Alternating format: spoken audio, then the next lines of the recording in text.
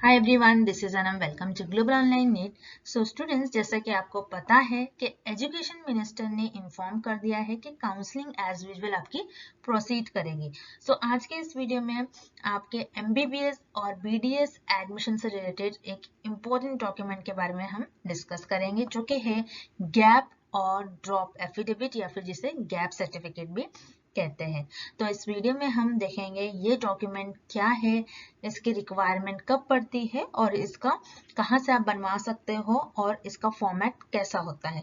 तो इन सब चीज़ों को आज के इस वीडियो में हम डिस्कस करेंगे। और मेनली ये डॉक्यूमेंट उन स्टूडेंट के लिए रिक्वायर्ड होता है जिन्होंने नीट की प्रिपरेशन के लिए गैप या ड्रॉप लिया हो। सो आप इस वीडियो को एंड तक जरूर देखिए।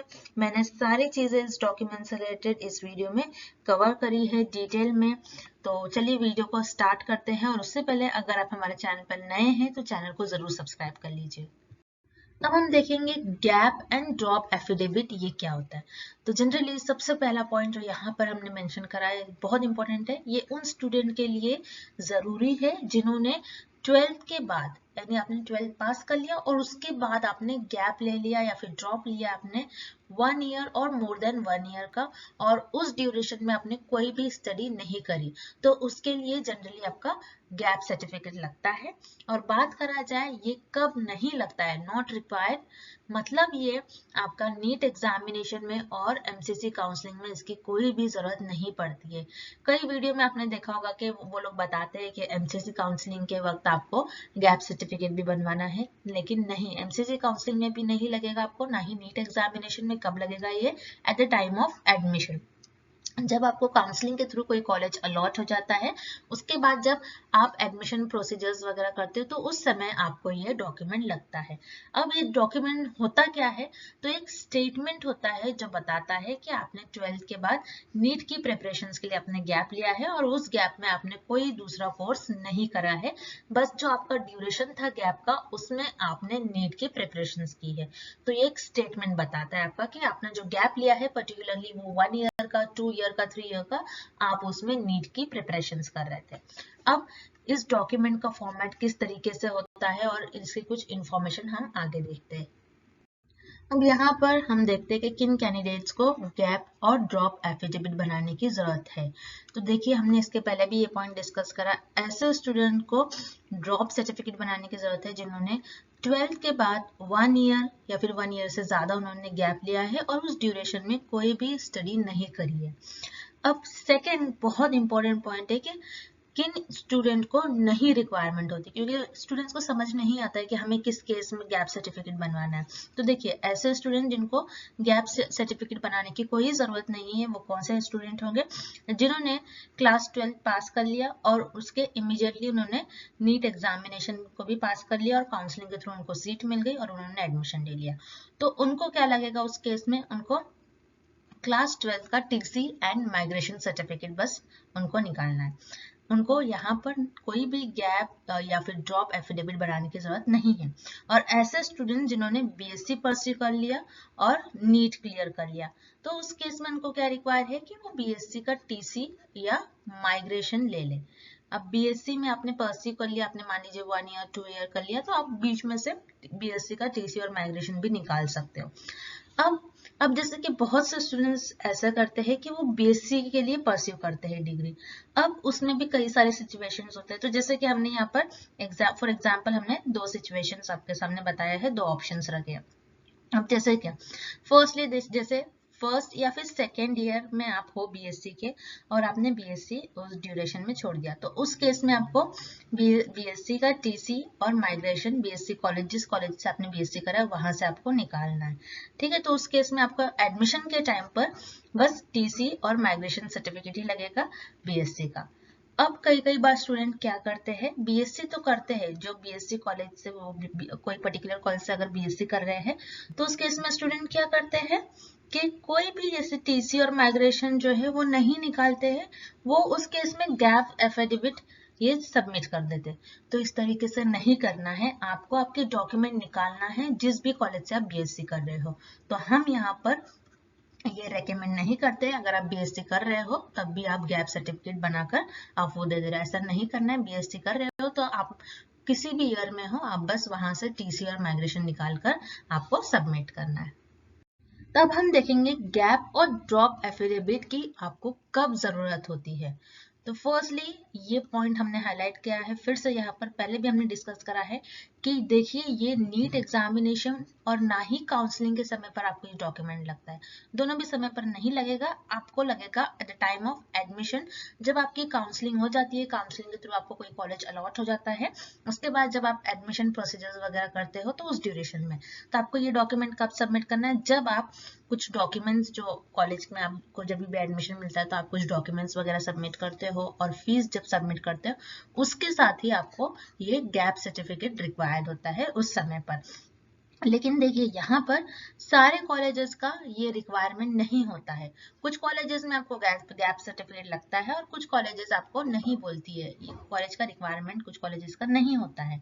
अब हमारा यहाँ पर ये सजेशन होगा कि आप अब नहीं बनाएं इसको, अभी बनाने की कोई ज़रूरत नहीं है, क्योंकि जैसा हमने कहा कुछ कॉलेजेस में होती है, कुछ कॉलेजेस में इस डॉक्यूमेंट की रिक्वायरमेंट नहीं होती है।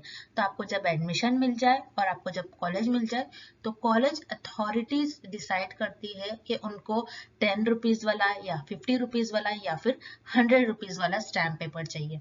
और ये इसीलिए हम आपको अभी नहीं बनाने के लिए कह रहे हैं, क्योंकि ये जो डॉक्यूमेंट है बहुत जल्दी बन जाता है, विद इन 15 to 20 मिनट्स में ये डॉक्यूमेंट बन जाता है। ये कोई कास्ट सर्टिफिकेट वगैरह की तरह डॉक्यूमेंट नहीं है जो बहुत टाइम ले, ये बस विद इन 15 मिनट्स में आपका ये डॉक्यूमेंट रेडी हो जाता है।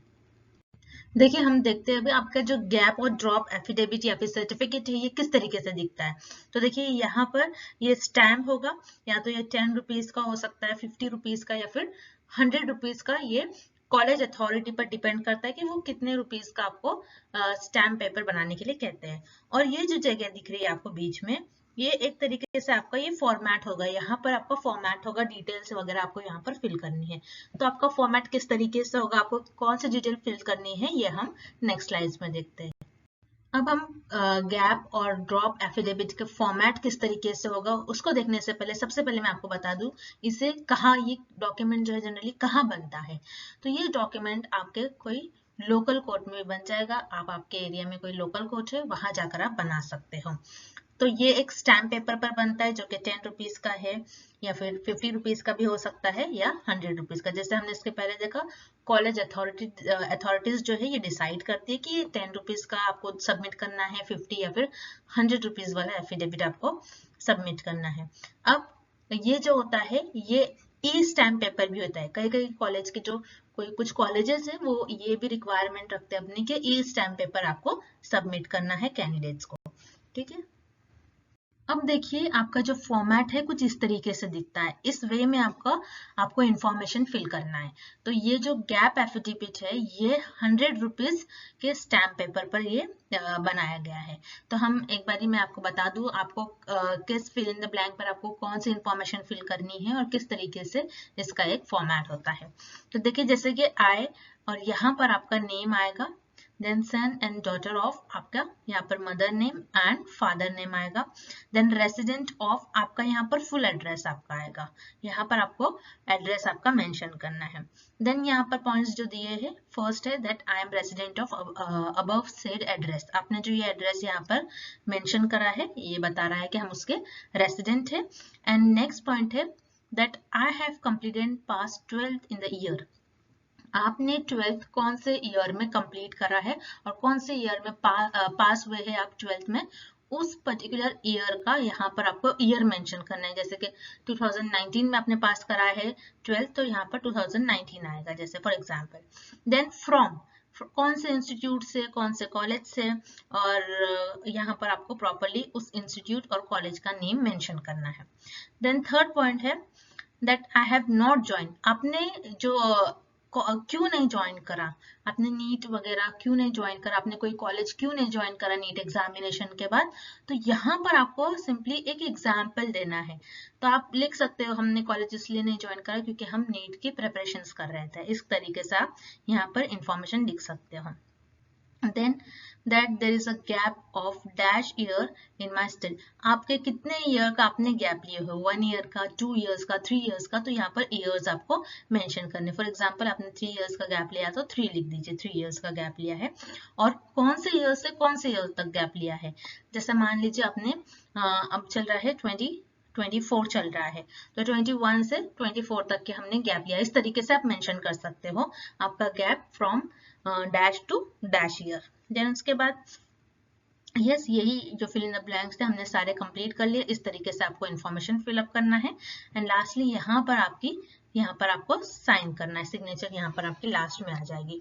तो इस वे से आपका फॉर्मेट होता है, चाहे आप 10 रुपीज का लो या फिर 50 वाला या फिर 100 वाला स्टैम्प पेपर जो होता है, ये कॉलेज अथॉरिटीज डिसाइड करेगी। और उसके बाद ही आपको ये डॉक्यूमेंट जो है ये बनाना है, जो कि आपके नजदीकी लोकल कोर्ट में बनता है। आपका 15 मिनट्स में ये डॉक्यूमेंट रेडी हो जाएगा। सो आई होप कि इस डॉक्यूमेंट के बारे में आपके जो कंफ्यूजन थी वो दूर हो गई हो। और इसके अलावा भी आपके जो भी क्वेरीज है आप हमें कमेंट करिए, और आपके क्वेरीज पर हम कोशिश करेंगे कि वीडियो लेकर आए। और that's it, and thank you for watching this video. और चैनल पर नए हैं तो चैनल को जरूर सब्सक्राइब कर लीजिए।